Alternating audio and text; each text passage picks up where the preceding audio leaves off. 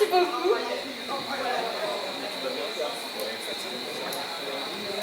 Bonsoir donc.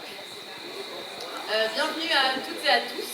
Merci d'être ici ce soir avec nous pour ce moment solennel d'hommage à André Schwarzbart. Donc, je suis vraiment désolée pour le retard qu'on a pu avoir. On attendait d'avoir un son qui fonctionne suffisamment bien. Donc, vous l'avez vu, on a fait nos petits tests. Donc, je suis contente que ça fonctionne maintenant. Encore merci d'être là. Donc, je vais commencer par donner la parole à la représentante de la mairie de Goyave qui va vous accueillir ici ce soir, dans ce lieu qui est emblématique donc, de la ville. Je lui laisse la parole immédiatement, Madame Géron.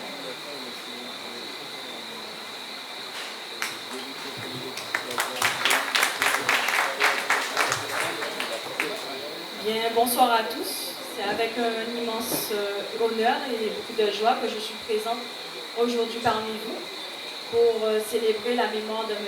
André Schwarzbart. Je remercie l'association La Souvenance pour l'invitation. Je vous remercie tous également de votre présence et bienvenue à Goyave. Je suis venue aujourd'hui accompagnée de ma collègue, Madame Nadia Constant, élue de la ville déléguée à la culture et au patrimoine. Moi, je suis Jennifer Girand, deuxième adjointe au maire, déléguée aux affaires scolaires, caisse des écoles, partenariat et relations extérieures. Monsieur Ferdi Louisi, maire de la ville de Goyave, vous salue. Il ne peut être parmi nous aujourd'hui, mais est présent par la pensée. La ville de Goyave et son conseil municipal travaillent actuellement sur la réhabilitation de la souvenance pour M. André Schwarzbart et Mme Simone Schwarzbart, car il nous tient vraiment à cœur de réhabiliter ce lieu pour les écrivains et les écrivains à venir. Merci encore à tous et je vous souhaite de passer une excellente soirée à toutes et à tous. Merci. Merci beaucoup, Mme Géron.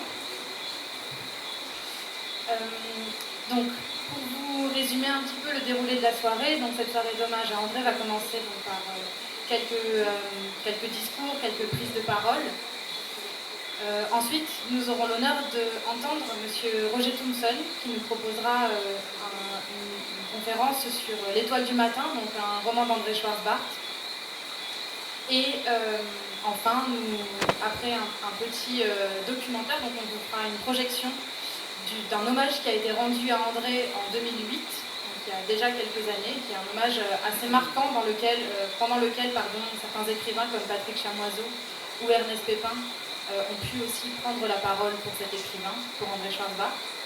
Et enfin, on terminera avec un concert de Jacques Schwarzbart et du trio Vaudou, donc avec Moonlight Benjamin et Claude Satur. Donc voilà pour le déroulé de la soirée. Donc, cette soirée a été entamée par la ville de Goyave, que je remercie vraiment ici de sa présence. Je voulais moi aussi, en tant que présidente de l'association La Souvenance, donc, prononcer quelques mots. Je vais vraiment pas être longue, je vous le promets. Donc, chers représentants et officiels de la mairie de Goyave, de la communauté d'agglomération Nord-Bastère, du département, de la région, de la direction des affaires culturelles, de la préfecture, chers invités, chers amis, merci d'être là. C'est avec beaucoup d'émotion que je me tiens devant vous ce soir et que je parle au nom de cette association, La Souvenance Maison Schwarzbart, créée par Simone Schwarzbart en 2012 pour faire vivre la mémoire du grand écrivain qu'est André Schwarzbart. Je ne serai pas longue. Vous connaissez déjà notre engagement, celui de chacun et chacune des bénévoles qui portent cette association pour que cette maison, à la croisée des mémoires, continue de vivre, de respirer et de vibrer. Depuis déjà plus de 10 ans, chaque mois, grâce à Simone, grâce à nous bénévoles et grâce à vous, partenaires et amis, les esprits qui habitent ce lieu, les souvenirs qui le meublent, s'éveillent au vent de culture, de convivialité et de partage qui soufflent sur cette terrasse. Les rencontres entre les disciplines, de la musique au théâtre en passant par la littérature, font résonner les lieux. Et nous avons parfois la sensation qu'André, dont l'âme semble n'avoir jamais quitté la souvenance, sourit timidement, comme lui seul savait le faire. Son humilité, mais aussi ses mots nous guident encore. Plongée au quotidien dans ces archives, aujourd'hui conservées en partie à la Bibliothèque nationale de France, en vue d'une publication prochaine, je redécouvre moi aussi chaque jour ses mots, ses pensées et sa voix, et je côtoie l'écrivain que je n'ai pas pu connaître.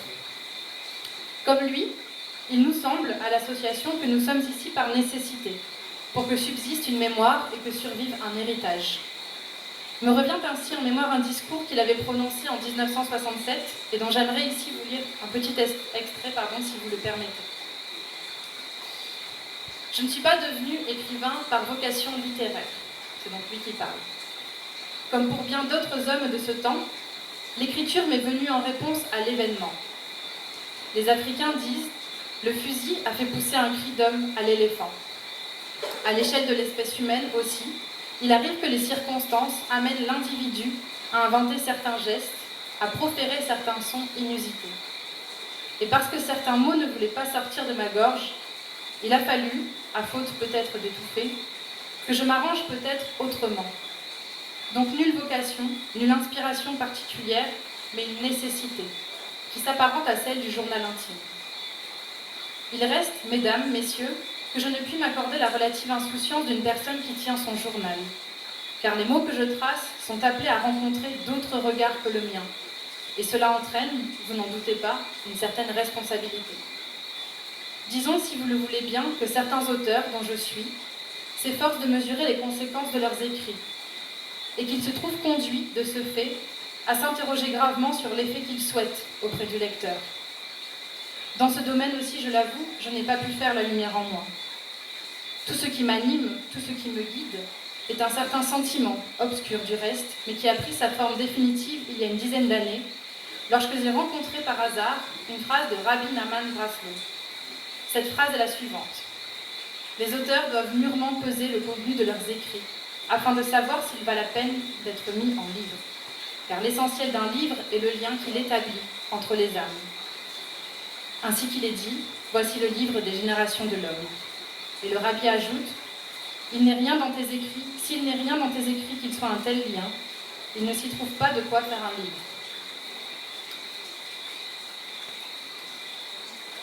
L'essentiel d'un livre est donc le lien qu'il établit entre les âmes.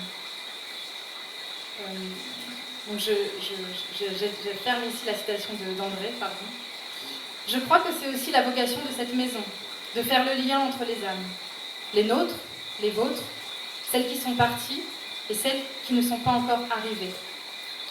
Pour cela, nous appelons de nos vœux le plus cher et œuvrons à notre niveau pour l'aboutissement du projet initié par l'association et ses nombreux alliés en 2022, avec l'obtention du prix de la Fondation Patrimoine.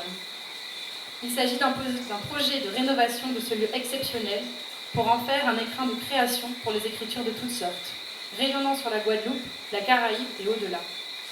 C'est un projet ambitieux, ancré dans son territoire, son histoire, et tellement nécessaire pour la Guadeloupe. André, conscient du poids des mots et des livres, portait en lui une mémoire. Nous espérons maintenant faire honneur à la sienne. Merci, Simone, de nous donner l'opportunité de nous glisser, à notre toute petite échelle, dans les pas de ce grand homme et de cet écrivain. Merci aussi à Jacques Schwarzbart, à Moonlight Benjamin, à Claude Saturne, à Roger Thompson d'avoir accepté notre invitation ce soir. C'est une grande joie et un immense honneur de vous recevoir et de pouvoir ainsi croiser les lieux, les mémoires et les arts. Merci à toutes celles et ceux qui nous font aussi ce soir l'honneur de leur présence. Merci à la DAC, à la région, au département, à la commune de Goyave, à l'archipel et à tous ceux et celles qui contribuent à la réussite de cet événement. Merci à tous pour votre présence et votre attention. Je vous souhaite une très bonne soirée. Si vous voulez bien, je vais laisser maintenant la parole au représentant du département, Michel Madou, qui est ici ce soir. Et je vous prie d'accueillir. Merci.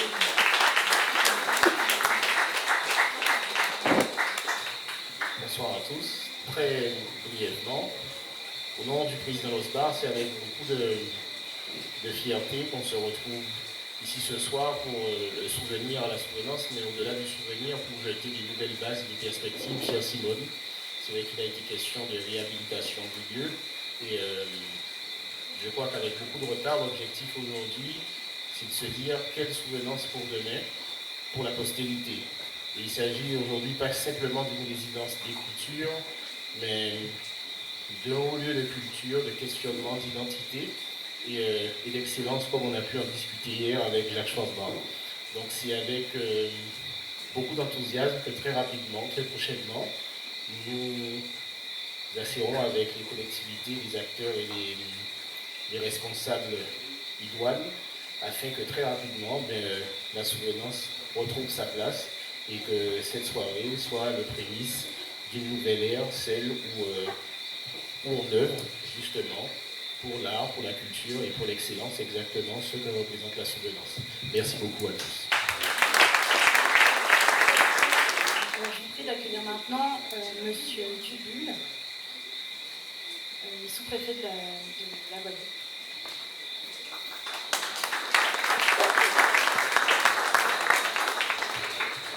Bonsoir à tous.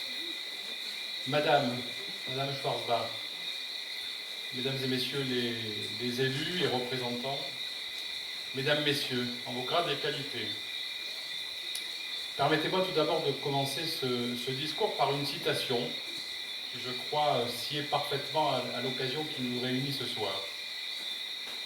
Comment dois-je célébrer ta mort? Comment puis-je suivre tes obsèques? Poignée de cendres vagabondes entre la terre, le ciel. Voici comment André Schwarzbach ouvrait Le Dernier des Justes, prix Goncourt 1959.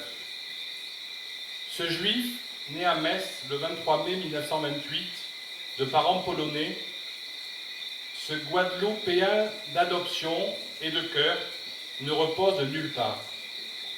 Il a choisi de se faire incinérer dans un crématoire des Abyles, le lendemain de Kippour, le 3 octobre 2006, et son enveloppe terrestre est partie en fumée, comme celle de ses parents, de ses frères, d'une grande partie de son peuple et des héros de son chef-d'œuvre. Le destin d'André Schwarzbach fut tragique, à plus d'un titre. Enfant de la guerre, il fut ballotté à travers la France sans connaître l'école et les jeux de son âge. Ses parents, 2 frères et une grande tante déportés, il se retrouva chef de famille à l'âge de 14 ans. Dépossédé de son foyer et de sa communauté, il se consacra, après la guerre, à rendre hommage à son peuple, assassiné dans un roman qui secoua l'opinion publique et bouleversa les amateurs de littérature. L'homme qui s'est éteint il y a maintenant 18 ans n'est pas mort en exil. Il avait délibérément choisi de partager l'existence du peuple guadeloupéen, car l'expérience de la souffrance et de la persécution l'avait ouvert à celle des esclaves déportés d'Afrique, asservis et déshumanisés. C'est dans cette compréhension de la souffrance qu'il composait avec sa femme Simone, Madame, un nouveau cycle de romans. À travers la mulâtresse solitude et un plat de porc aux bananes vertes, il écrivait « Au combat pour la justification de son propre peuple, il ajoute le souci des autres races opprimées, de tous ceux qui souffrent injustement aux mains de leurs frères dénaturés. » Comme l'avait proclamé le jury du prix de Jérusalem de 1967 pour la liberté de l'homme dans la société.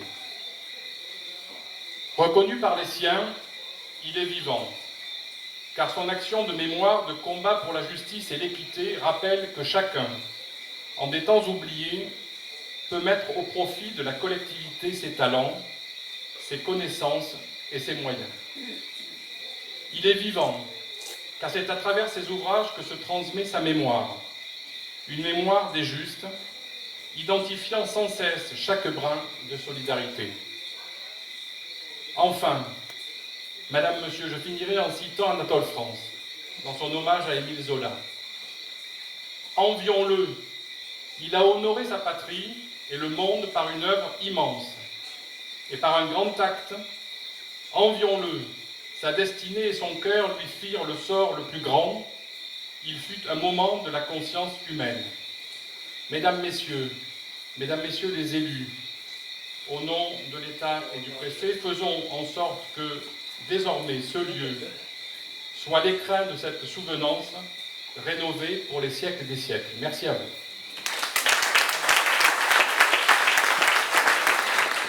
Merci à toutes et à tous encore. Donc, je vais maintenant vous inviter à écouter monsieur le professeur Roger Thompson autour d'une conférence sur l'étoile du matin. Donc, je vous demande de l'applaudir.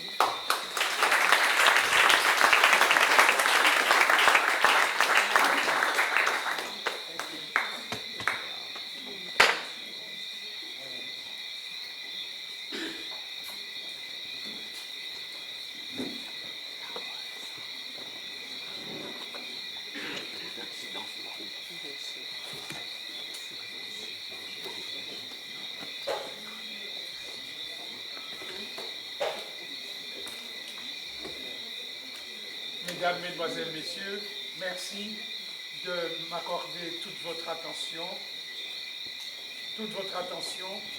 à cette tentative que je me livrerai, celle d'une lecture d'André Schwarzbach, celle d'une lecture de son roman intitulé « L'étoile du matin ». Je m'attacherai à dégager le sens et la signification des symbolismes de l'étoile dans cette œuvre d'André Schwarzbach.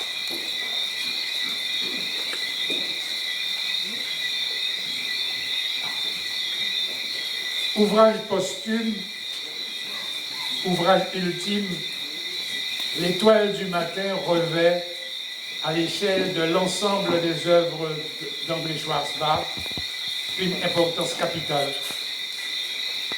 Œuvre testamentaire, elle détient les clés du sens et des significations, clés des œuvres en tube, des œuvres qui ont précédé l'étoile du matin. Il importe de lire chacune des œuvres successivement publiées par André Schwarzbach dans une vue d'ensemble. Liées qu'elles sont les unes aux autres, et non seulement dans l'ordre des thèmes abordés, mais encore au plan de la structure et de la signification de chaque récit. Publié après la mort d'André Schwarzbach, ce roman, L'étoile du matin, est étroitement lié en effet par la forme et la matière, la structure et l'expressivité aux trois romans qui l'ont précédé, à savoir Le Dernier des Justes, Un plat de porc aux bananes vertes, La Mulâtresse Solitude. 4 romans donc qui sont à citer dans le parcours que je me propose, à savoir Le Dernier des Justes, prix Goncourt en 1959, Un plat de porc aux bananes vertes en 1967, publié en collaboration avec Simon Schwarzbach, La Mulâtresse Solitude 1972 et enfin L'Étoile du matin en 2009. Ces 4 romans sont liés de prime abord par la filiation généalogique et biographique des 4 narrateurs. Le personnage principal d'Un plat de porc aux bananes vertes, Mayotte, est rattaché à la filiation du narrateur de la généalogie des Lévis dans Le Dernier des Justes.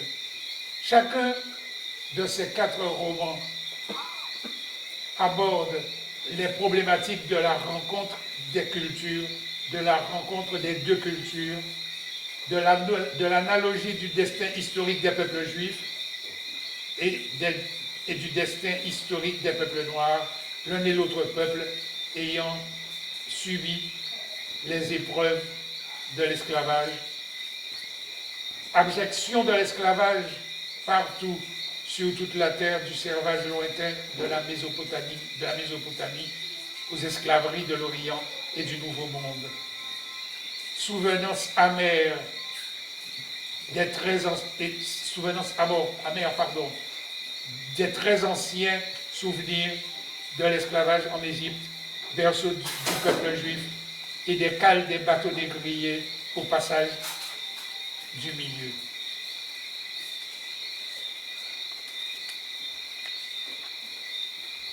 Monologue, dialogue ou polylogue, la structure du récit entre discours, narration et description est ajustée à une finalité didactique, philosophique. L'ouvrage intitulé L'étoile du matin comporte 3 parties. La première intitulée Kaddish, comportant 7 chapitres. La deuxième partie intitulée Un chant de vie, comportant 4 chapitres. Et la troisième partie ayant pour titre Le voyage à Auschwitz. Pour la clôture de l'ouvrage est signalée par l'épilogue qui fait écho au prologue placé incipit au début de l'œuvre. L'étoile du matin est donc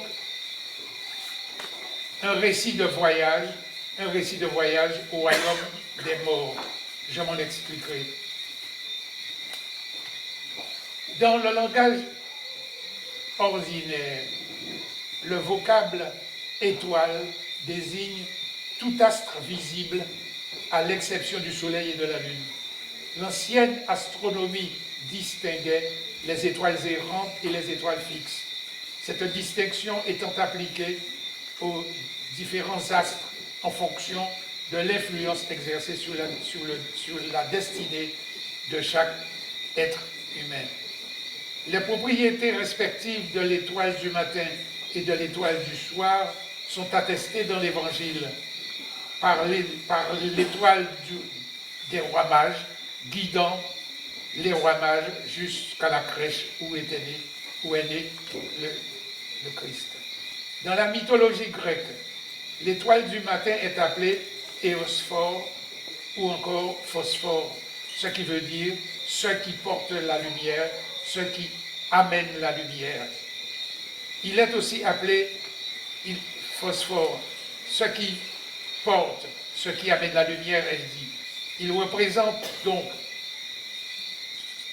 la planète Vénus qui est encore visible avant l'aurore. Et Héosphère et Phosphère est souvent représenté avec son frère Hespéros, l'étoile du soir, visible après le crépuscule.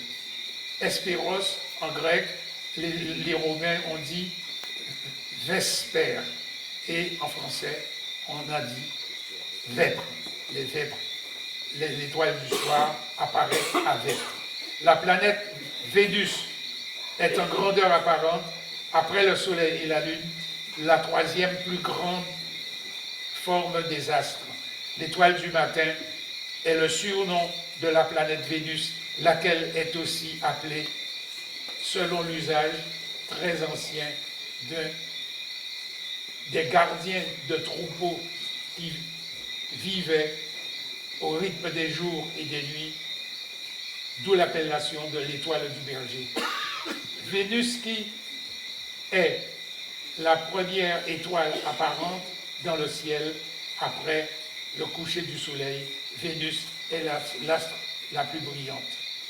L'étoile du matin, en latin Stella Matutina, est le surnom donné à la planète Vénus lorsque celle-ci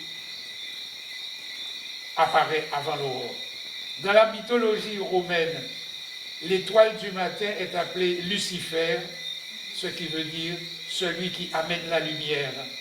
Lors de l'hellénisation de Rome, Lucifer fut assimilé à Phosphore, qui devint, chez les Romains, le frère de Vespère, l'étoile du soir. Vespère est dit à vêpres. Dans la religion hébraïque, les anges étaient appelés étoile du matin. Dans le Nouveau Testament, l'étoile du matin est l'un des titres donnés à Jésus-Christ. Je cite l'évangile de Jean, « Je suis la racine et la postérité de David l'étoile brillante du matin. Les catholiques, eux, de leur côté, donnèrent également le surnom d'étoile du matin à la Vierge Marie. L'étoile du matin, donc, hyperbole de David, ai-je dit, et il s'agit de trouver les significations les plus larges et les plus profondes de l'étoile du matin dans un récit où est relatée une expérience historique et une expérience individuelle et collective entre fiction et témoignage pour que soit effectuée la transmission de la mémoire par le passage du témoin de génération en génération. Les valeurs théologiques, philosophiques et morales qui illustrent les méditations de cette fable pathétique qu'est le roman intitulé L'étoile du matin sont rattachées à des valeurs universelles, aux valeurs de l'universel humain. Je cite André Schwarzbach: « Je saute par-dessus toutes les frontières, les murs de toutes les prisons collectives, dans le temps et dans l'espace. » Telle est la maxime d'André Schwarzbach qui résume, en la clarifiant, la biographie humaine, intellectuelle que condense le récit contenu dans L'étoile du matin. À la fin de la planète mère, la Terre étant morte, les bombes ayant grillé de toutes parts, les bombes ayant jailli de toutes parts pendant des millénaires de guerres, de massacres, de deuil, les hommes ayant oublié leurs origines communes, quoique issus du même couple originel. Emblématique, le titre de cet ouvrage, le titre L'étoile du matin, est lourd de sens et de signification, d'essence et de signification que met en perspective la dédicace qu'il a dédiée à sa mère. Je cite: « Pour Louise Lubinski, Schwarzbach, un chant de vie sur ta mémoire, petite mère. » Un chant de vie. Nous devons retenir cet énoncé car il s'agit bien d'une lutte pour la vie, pour que vivent des valeurs de vie et que ces valeurs de vie l'emportent sur les forces de mort. La leçon de morale de ce chant de vie, c'est-à-dire une méditation sur l'expérience de la collectivité juive sous la Shoah. Je cite encore Haïm, le narrateur de l'Étoile du matin: « Sois franc avec eux, dis-leur la vérité, dis-leur que c'est la vie, dis-leur que tu essaieras de ne rien oublier, ni ta vie, ni la leur, ni leur mort. Car l'amour est plus fort que la mort, et les choses qui ont été, cela suffit.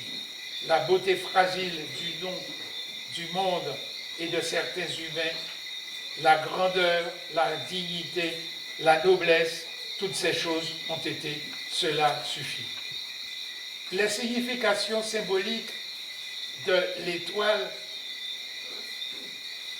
sont ainsi articulées à cette histoire de portée universelle que contient le roman. Elles sont rapportées plus particulièrement par analogie à l'histoire également tragique des peuples noirs asservis par la traite aux colonies d'Amérique et dans les abominations de l'esclavage. L'histoire, elle aussi tragique, des Amérindiens, celle des Caraïbes plus particulièrement, exterminés par les conquistadores. Cette histoire des Caraïbes et des Amérindiens se superpose à celle des Juifs et à celle des Noirs tous ayant fait l'expérience commune, sans équivalent antérieur, de l'esclavage et de la tyrannie. Cette comparaison méditative à laquelle est conduit l'auteur sur la fatalité destinale amérindienne est justifiée par la dénomination vernaculaire Bayaku. Bayaku est, dans le langage des Taïnos, la désignation de l'étoile du matin. C'est en tout cas l'affirmation de Jean Métellus dans sa pièce intitulée Anakaona.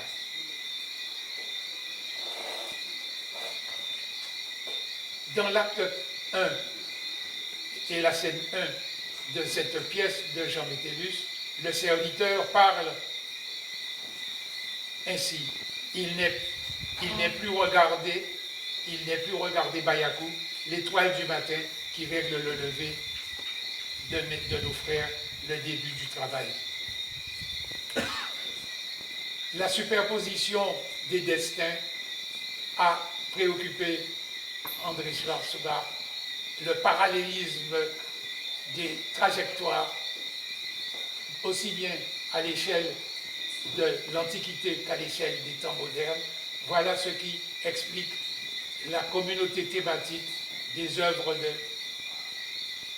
d'André Schwarzbach, du premier, à savoir le dernier des justes,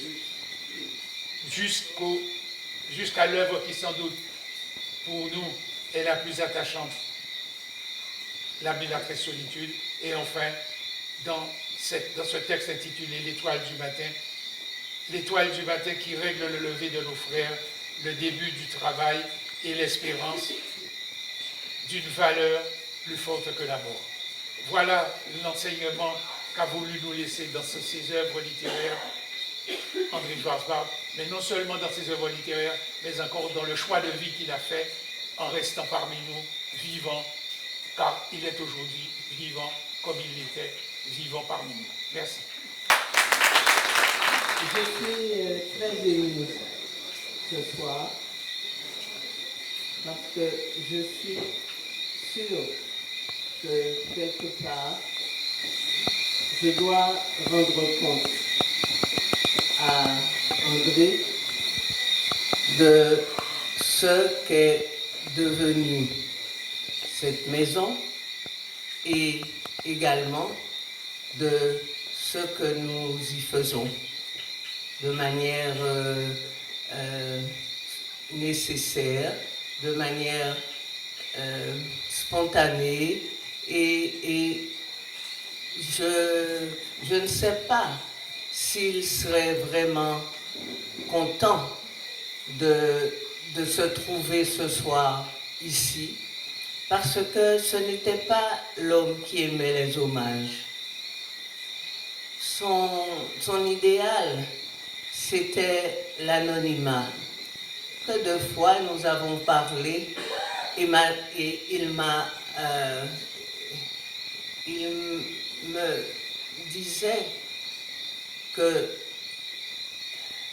ce qu'il trouvait le plus merveilleux, c'était toutes ces œuvres qui n'avaient pas de signature. À l'Escour, les grottes du Sahara, les grottes en Australie, tout cela l'interpellait, et les cathédrales, et puis il me disait, et qui connaît l'inventeur du feu? Pourtant, c'est vraiment une invention capitale pour les humains. Donc, ce n'est pas quelqu'un qui a jamais aimé apparaître. C'était un homme qui était fidèle à lui-même. Et c'est très difficile d'être fidèle à soi-même. Très, très difficile. Et il l'a toujours fait. Il l'a toujours fait déjà en choisissant de vivre chez nous, parmi nous. Parce que c'est déjà pour ceux qui sont ici chez nous, j'entends les artistes surtout, et les artistes de renom, qui demeure fidèle à ce pays et qui l'habite, c'est déjà un acte de résistance. Donc, je considère cet homme-là comme un éminent résistant. D'ailleurs, il a résisté dès le début en falsifiant sa carte d'identité pour rejoindre les maquis. D'ailleurs, encore, il a été torturé dans les jauges de Limoges, du petit séminaire de Limoges, et j'en veux pour preuve son pouce écrasé, et puis bien d'autres sévices. Donc, c'est vraiment un résistant de la première heure, et aussi un résistant parce qu'il a échappé à son histoire pour rejoindre d'autres histoires, comme ces Soukounians volants, comme les nouveaux Icars qui s'élançaient dans le ciel sans être sûrs de retrouver leur peau le matin. Mais soyez-en sûrs, il a retrouvé la sienne, il a toujours retrouvé la sienne. Quand je me promenais dans le jardin et que je me retournais, je voyais l'ombre d'André debout derrière les persiennes. Aujourd'hui, ce soir, il est toujours debout, ou peut-être assis, je ne sais pas, dans cet étage chargé à ras-bord de son intimité. Mais il n'y a plus de persiennes. Et la saison cyclonique qu'on nous annonce, particulièrement féroce, me remplit d'angoisse. Car c'est un patrimoine immatériel et mémoriel que la souvenance. C'est un patrimoine dont la Guadeloupe peut s'honorer. Ici, là-bas, c'est ce patrimoine qui disparaîtrait. Beaucoup s'imaginent que ce prix du loto du patrimoine nous a été attribué et s'adressait à ma petite personne. Qu'ils sachent ce soir que ce prix s'accompagne de clauses particulières et notamment celle-ci, c'est d'être accompagné par les collectivités locales. Donc, surtout d'être accompagné par un pays. Cette maison a été retenue par la Fondation du patrimoine parce qu'elle parle de la solidarité des mémoires.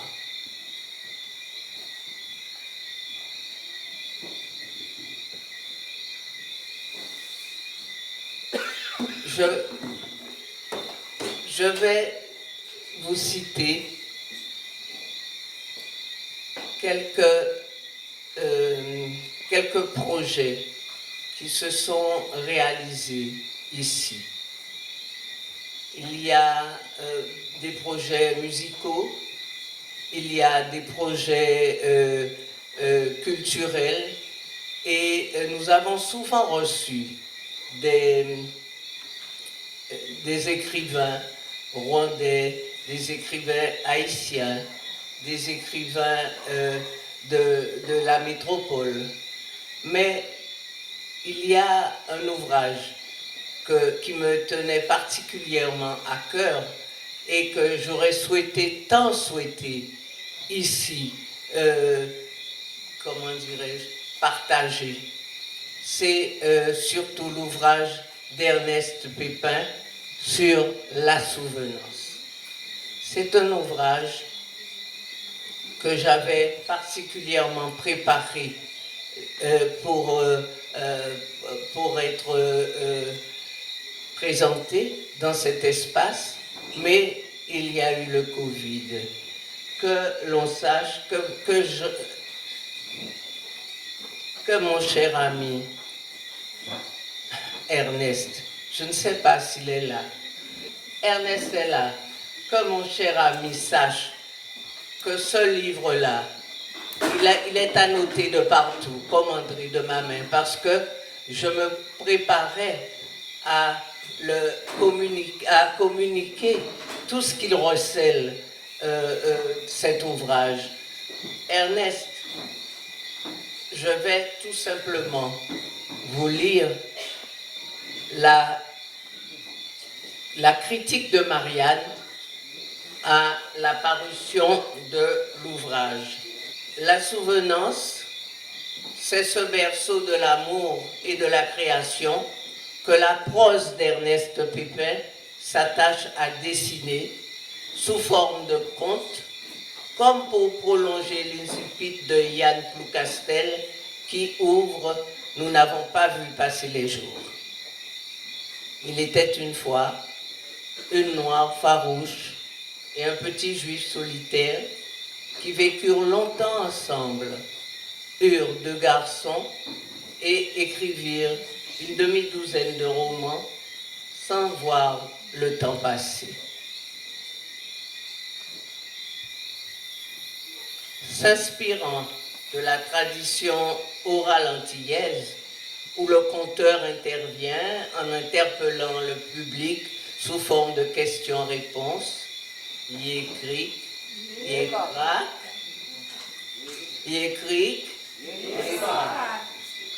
l'écrivain guadeloupéen se fait le griot des Schwarzbart.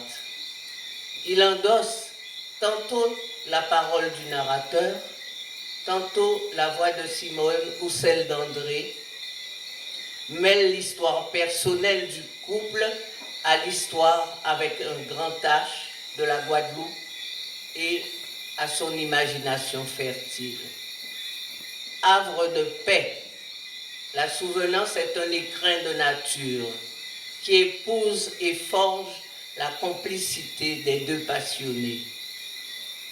Car moi, le porte-parole, écrit Pépin, je vous l'ai dit devant l'Éternel, André et toi, vous êtes la même chair partagée en 2 corps. L'amour ne juge pas, ne critique pas, il s'ouvre comme une fleur qui se réjouit de la rosée du matin. Trempé dans un verbe poétique, la fantaisie d'Ernest Pépin va même jusqu'à réincarner André Schwarzbart après sa mort en un petit oiseau charmeur venu parler à l'oreille de Simone. Pour te rendre visite, j'ai enfourché les vents solaires, j'ai avalé des trous noirs en me nourrissant d'étoiles vivantes.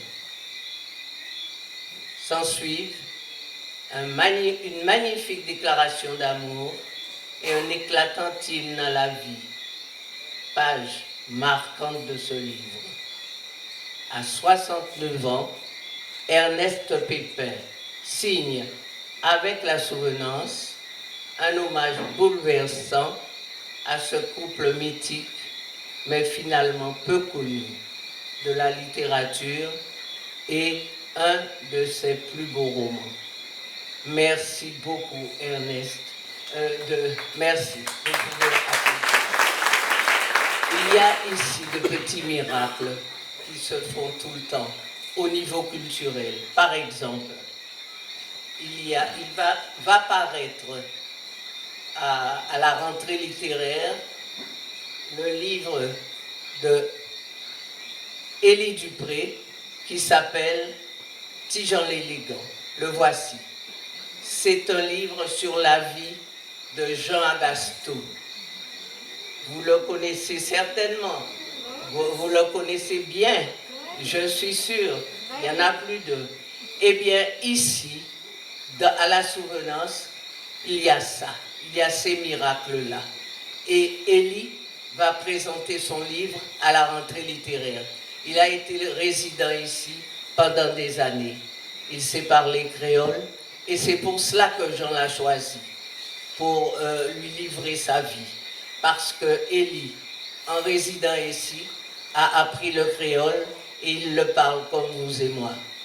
Donc, il y a beaucoup de projets extraordinaires qui voient le jour ici et qui méritent également qu'on continue à les faire émerger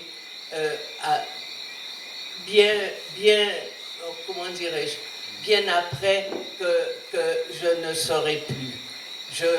Je suis en fait sûr, avec la nouvelle équipe de la Souvenance, la nouvelle équipe de l'association qui porte les projets culturels à bras le corps, je suis sûr que, avec l'aide toujours de la mairie de Goyave, avec l'aide aussi des collectivités, avec l'aide de la DAC, avec l'aide de tous ceux qui voudront aider, je suis sûr qu'ils vont continuer et je vais mourir les yeux fermés parce que, comme je dis toujours, il y a deux façons ici de mourir, les yeux ouverts ou les yeux fermés.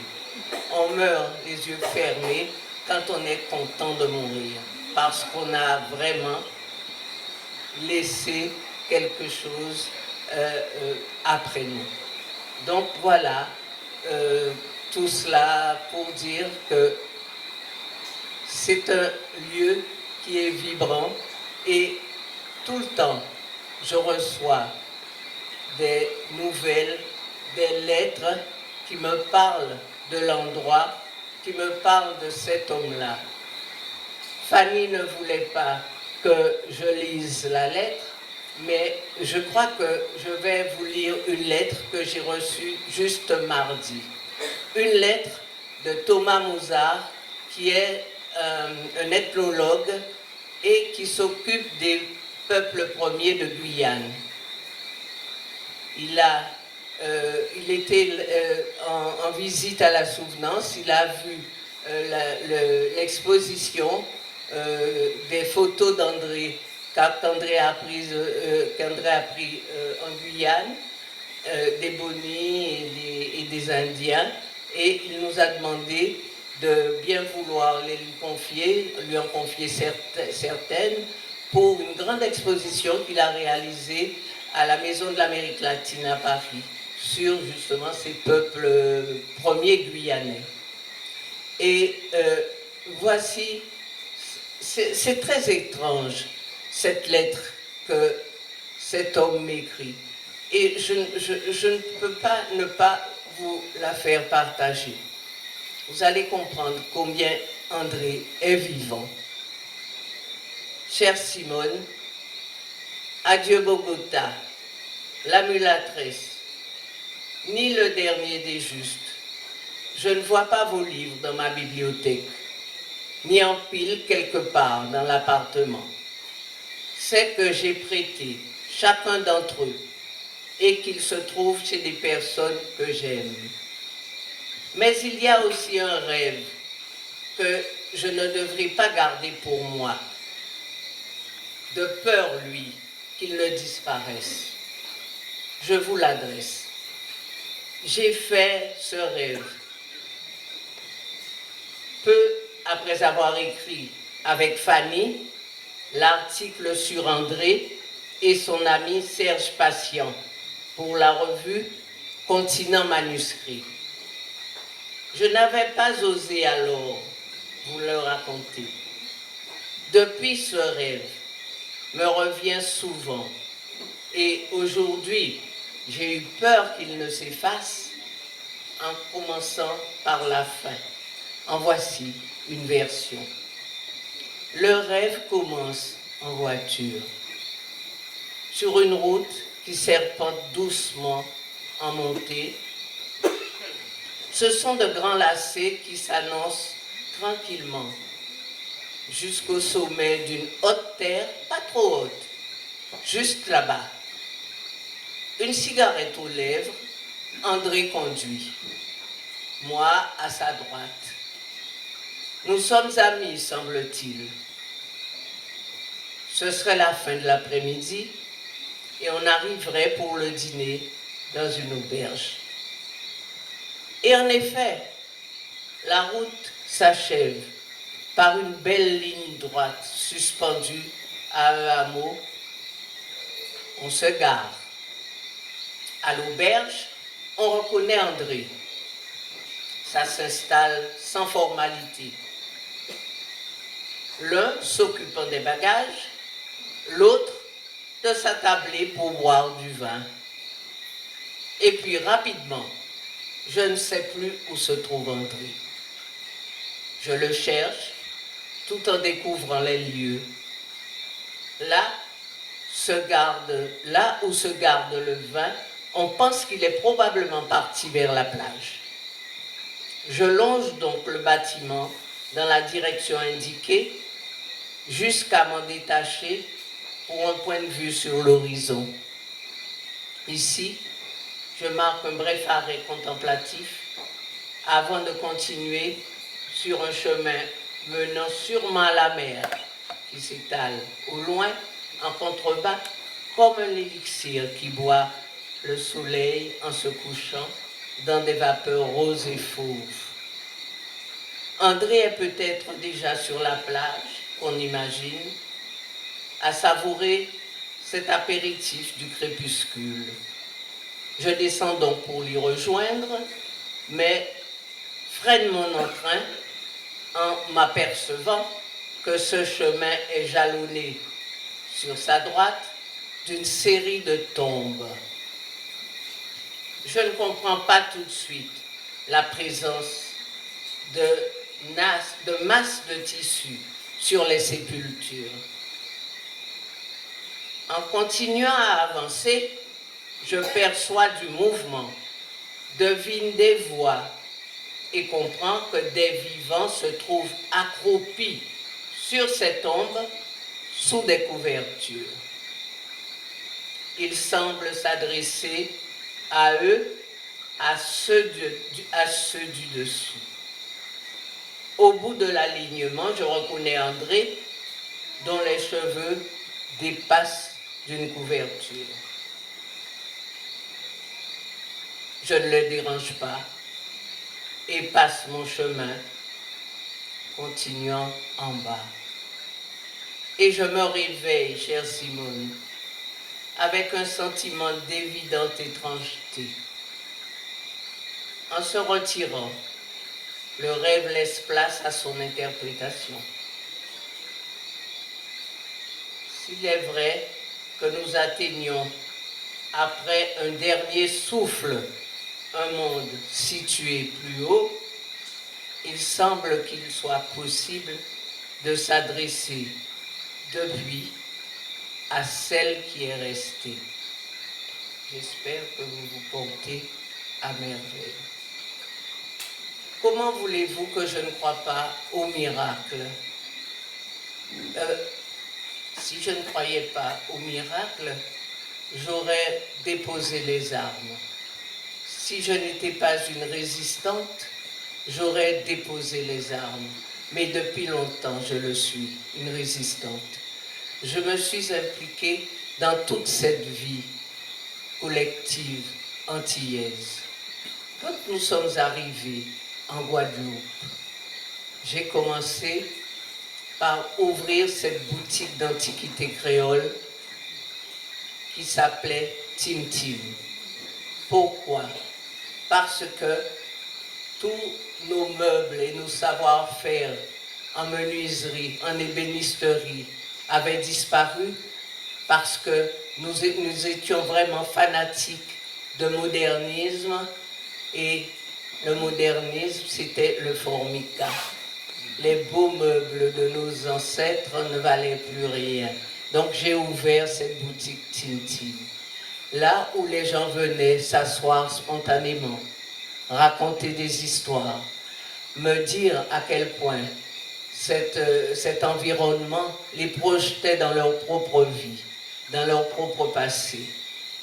Donc, avec ce Tintin, j'étais en résistance et je le savais. Après, j'ai ouvert un petit restaurant qui s'est appelé le Petit Démêlé, ou au carénage. Au carénage, où, ma foi, les gens venaient acheter leurs petits coulis roux, leurs balaros frits que nous faisions, leurs petites tasses de chaude d'eau, leurs gâteaux fouettés. C'était une vie, c'était quelque chose qu'on leur donnait et ils se reconnaissaient là. En haut, au premier étage, c'était autre chose. C'était la fête de la cuisine créole autrement, avec des petits courbouillons mulâtres, avec les gâteaux mal élevés, avec le courbouillon de morue aux petits concombres, avec les dombrés blancs, avec. La cuisine est aussi un ancrage identitaire puissant.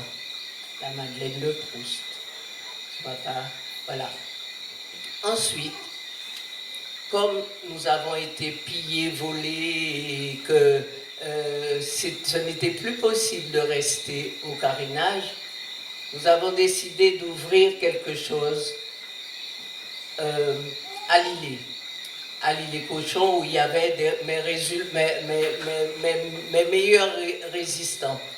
Mon petit blanc de grand-père qui adorait sa petite négresse, qui adorait son blanc, qui était venu s'installer sur cet îlet, qui est resté un îlet noir, qui est resté jusqu'à présent au bout du monde. Le bout du monde, dès qu'on parle du bout du monde, on sait qu'il s'agit de Marie et André Brumont, où ils ont vécu l'amour de leur vie sur cet îlet. Donc, j'avais promis à ma grand-mère de refaire son univers.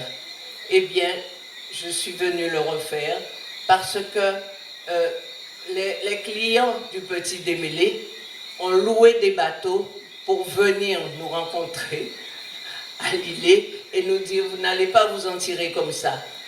Vous allez ouvrir également ici un restaurant et c'est ainsi que ça a commencé l'aventure.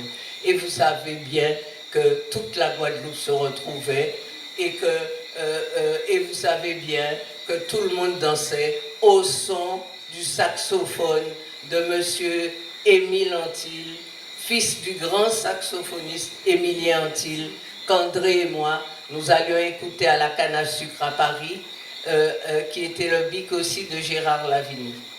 Donc, il y a tous ces petits gestes et toutes ces petites attitudes de résistance que j'ai portées toute ma vie. Et ici, à la Souvenance, j'ai évidemment continué cela parce que c'est un endroit patrimonial qui appartient à la Guadeloupe, où il y a un fonds assez exceptionnel, où se déroulent toutes sortes de beaux projets, de toutes sortes d'ailleurs. Comme vous le savez bien, il y a eu ce fameux projet avec Omar Sosa, Creole Spirit, que monsieur Gérard Poumaro en son temps a initié avec nous, parce qu'au temps où il était le directeur de Sonis à Pointe-à-Pitre, il a œuvré à faire que ce projet voit le jour, ce projet qui est Creole Spirit. Il y a le projet documentaire d'Aurine Crémieux, Je m'appelle Solitude. C'est documentaire qui passe partout dans les écoles de l'Hexagone et qui peut-être un jour va aussi passer dans nos écoles. Qui sait? Il faut toujours laisser la place aux rêves.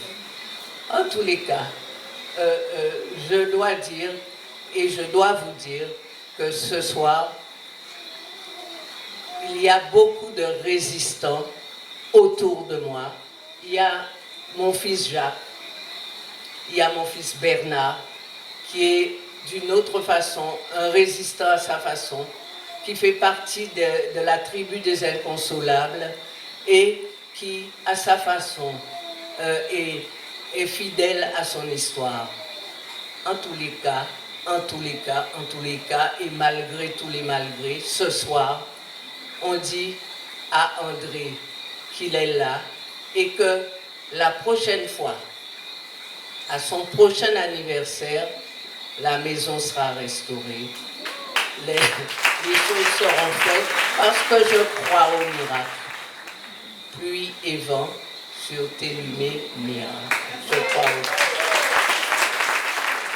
Merci Simone. Merci encore à vous tous, alors toutes et tous qui êtes arrivés un petit peu en retard. Vous êtes toutes et tous bienvenus, bien entendu.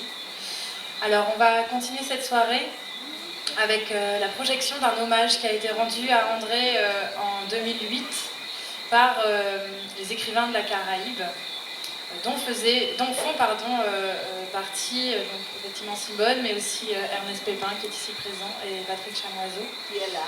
qui est aussi ici. Donc merci beaucoup de votre présence. Voilà, donc on va passer à cette projection. C'est très court, mais ce sont des discours qu'on a pensé importants, qu'il était important de voir et de revoir parce qu'ils portent aussi cette mémoire d'André. Alors là, on est 16 ans plus tard, voilà. Les écrivains sont encore là pour rendre hommage à André Schwarzbart. La pluie était elle aussi au rendez-vous. Peut-être que finalement, ce que disait Patrick Chamoiseau se révèle vrai, que André n'aimait pas les hommages.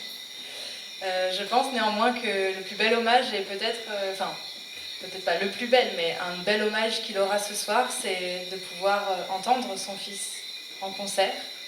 Donc je vais laisser maintenant la scène à Jacques Schwarzbart, Moonlight, Benjamin et Claude Saturne, s'ils veulent bien arriver. Je ne sais pas s'ils m'entendent.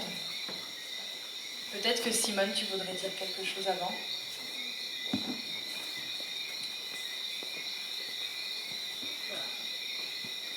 Je vous demande de l'applaudir.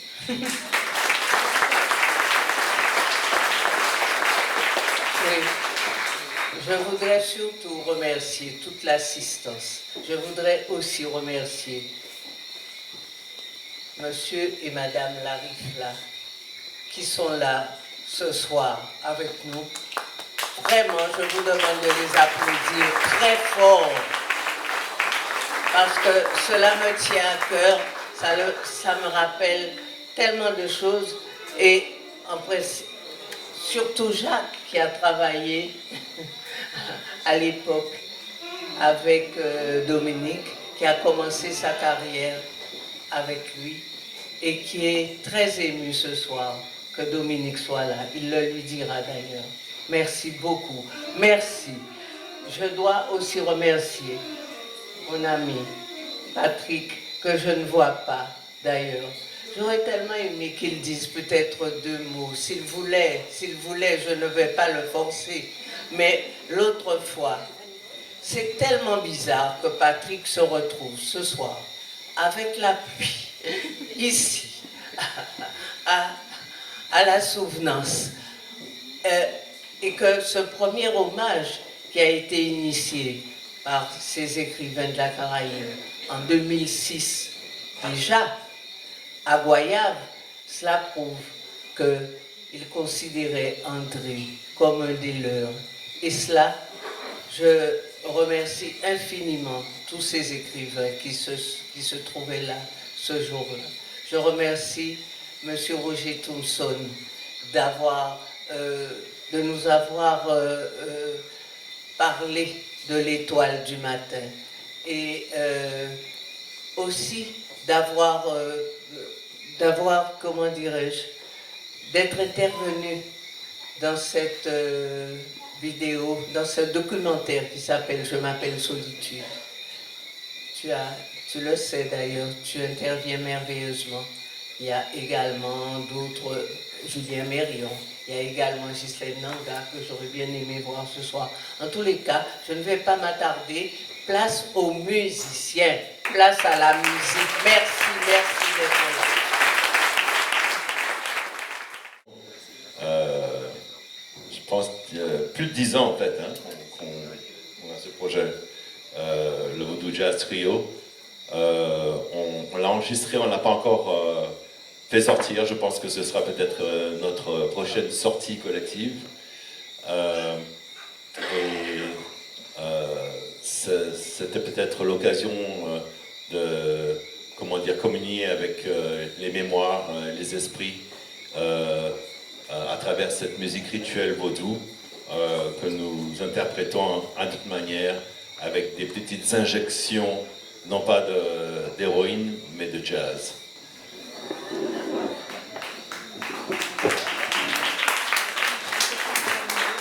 Je vois qu'il y a beaucoup de drogués dans la salle. Je voudrais, avant de continuer, remercier tous les participants ce soir. J'ai été très très touché des différentes interventions et de la présence de mon vieil ami Michel Mado et du soutien qu'il va apporter à ce projet. Monsieur le sous-préfet, vous avez eu des mots très poignants et vous connaissez visiblement très bien l'œuvre de mon père et aussi sa vie. Et j'apprécie les efforts que vous avez déjà mis en œuvre et ceux que vous allez mettre en œuvre en collaboration avec le super ministre de la Culture, Michel Mado. Maman, tu es toujours aussi touchante. Tu ne peux pas t'empêcher de faire de la poésie, même lorsque tu n'hésites pas. Donc, merci. C'était une source d'inspiration, comme toujours. Donc, nous avons concocté un petit mélange de nos différents chants préférés. J'espère que ça vous plaira. Nous avons ici, à ma droite, vous avez pu déjà faire l'expérience de sa voix absolument incroyable, la grande Moonlight Benjamin, s'il vous plaît.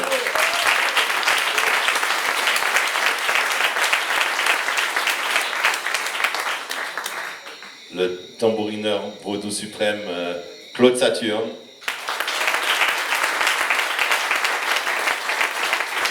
Et voilà, nous allons commencer.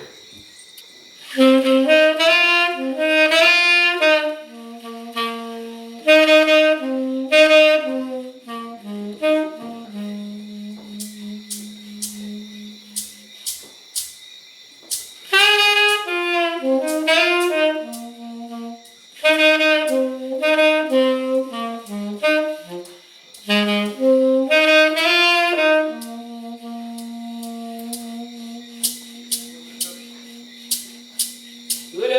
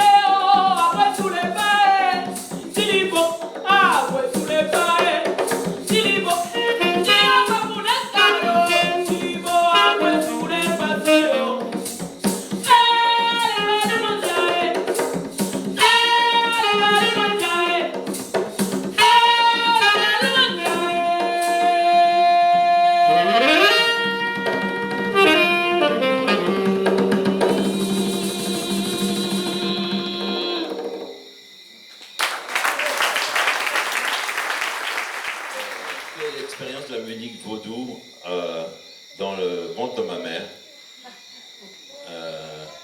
Donc en fait, j'ai été vraiment plongé dedans à la naissance. C'est une des musiques que maman écoutait tout le temps. Et en fait, lorsque je regarde le chemin parcouru de mes créations, je vois qu'ils mènent tous à mon enfance, d'une façon ou d'une autre. Les Antilles, la Guadeloupe, l'afrodescendance, le mélange avec d'autres cultures telles que la culture juive, mais d'autres aussi. J'ai beaucoup été influencé par exemple par la culture Knawa, les survivants des esclaves du Maroc par exemple, qui ont créé une musique très originale et qui a beaucoup de parenté avec le Grouka d'ailleurs. Et bien sûr le Grouka, qui a été ma première musique puisque j'ai commencé à jouer du tambour à 4 ans. Et j'ai eu la chance extraordinaire d'être formé par des gens tels que Guy Conquête et Monsoso. Mais bah, tout ça ressort dans ma musique aujourd'hui. On a des enfants ici, c'est extraordinaire. Est-ce que c'est la petite de Cynthia, le petit de Cynthia qui est là? C'est extraordinaire. Tu peux voir son visage. Nous allons continuer avec une prière adressée à Gonti Libo.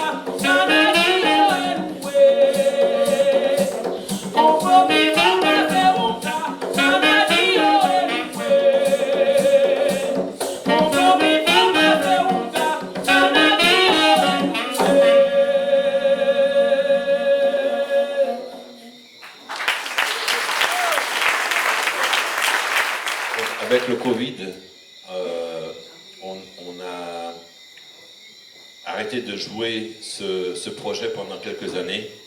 Et ça fait 4 ans qu'on ne s'est pas retrouvé sur scène. Donc c'est un moment spécial pour nous aussi. Ouais, j'espère pour vous aussi. Je dis aussi.